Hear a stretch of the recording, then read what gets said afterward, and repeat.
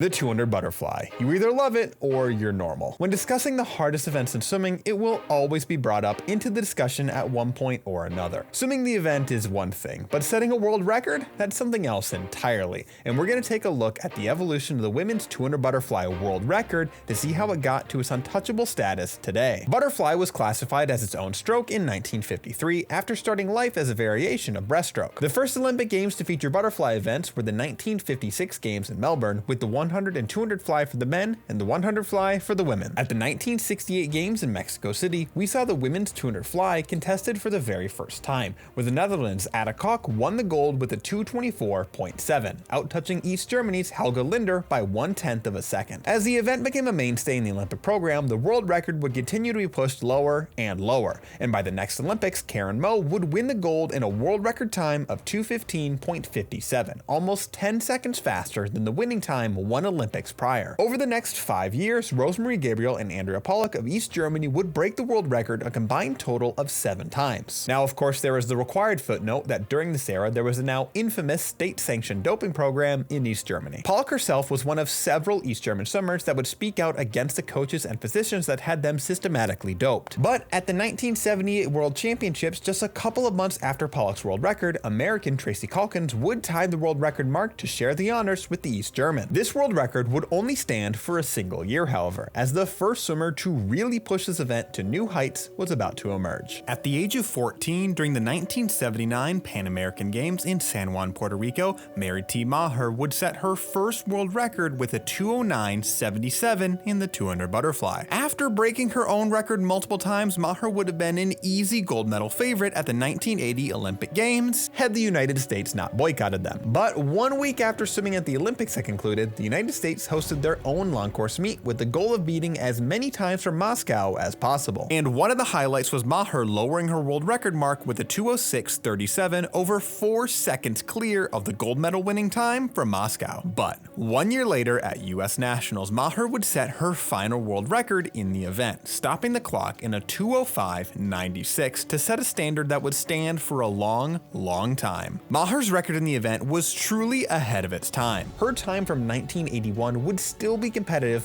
40 years after the fact. It would have placed 4th in the final of the Tokyo Olympics, would have won the bronze at the 2023 World Championships, and would have won the world title at the 2024 Worlds. This record would stand for a whopping 19 years until the 2000 Australian Olympic trials ahead of a home Olympics in Sydney, where Susie O'Neill would be the one to finally crack Maher's mark, swimming her way to a 2:05.81. At the Olympic Games themselves, O'Neill would be upset for the gold by American Misty Heyman, who just missed the world record but managed to be the second swimmer to surpass Maher. Polish swimmer Otelia Jędrzejczak would break the world record in both 2002 and 2005, going 2:05.78 and 2:05.61. Jessica Schipper would take the record one step lower in 2006 at the Pan Pacific Championships with a 2:05.40. But despite being the reigning world record holder, Schipper would not become the Olympic champion at the 2008 Beijing Olympics, as Liu Zhais and Zhao Liuyang would become the first 2 swimmers to break 2:05, relegating Schipper to the bronze medal. Liu got her hands on the wall half a second ahead of Zhao to claim the gold and the world record in a blistering 2:04.18. But how did Liu get so fast so suddenly? The answer to that is somewhat controversial. Liu was able to follow the same training plan and workouts that Schipper used to become the world record holder in the event previously.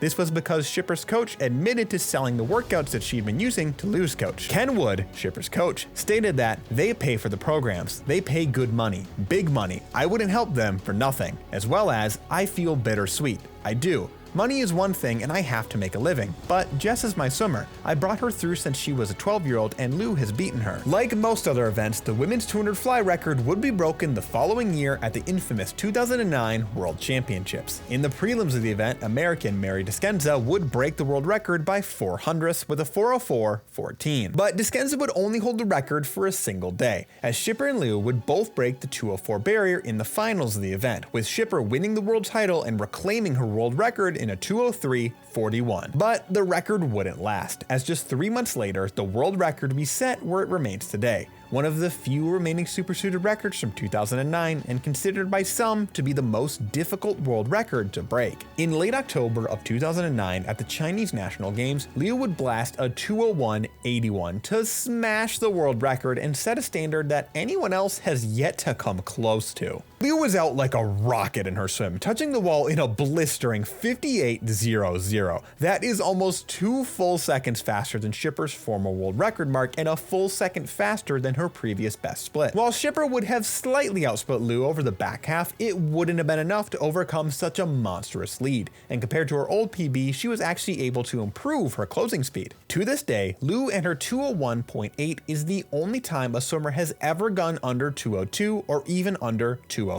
Schipper's time is still the second fastest ever, but still over a second and a half behind the world record mark. In nearly 15 years since this world record was set, 2 other swimmers have managed to break the 205 barrier, the first ones to do so in textile. In 2021 at the Tokyo Olympics, Zhang Yufei swam a 203.86 on her way to winning Olympic gold, and in 2023, Regan Smith smashed the American record at the Sun Devil Open in a 203.87. Comparing the world record to these two swims, we can see that Zhang had a similar front-loaded race strategy, actually managing to be ahead of world record pace at the first 50, but after that, she got outsplit at every turn. Smith has a similar split distribution to Liu, with a quick opening and a slight uptick on the final 50. Smith does almost manage to match Liu's third 50, but does get outswam on all 4 50s. With no one else in history within a second and a half and no currently active swimmers within 2 seconds, this record seems to be one of the safest ones to stick around for a long time to come. How long do you think it'll take for a swimmer to break this world record, or to even surpass Schipper as the #2 performer of all time? And who do you think is the most likely swimmer to do so? Let me know down below.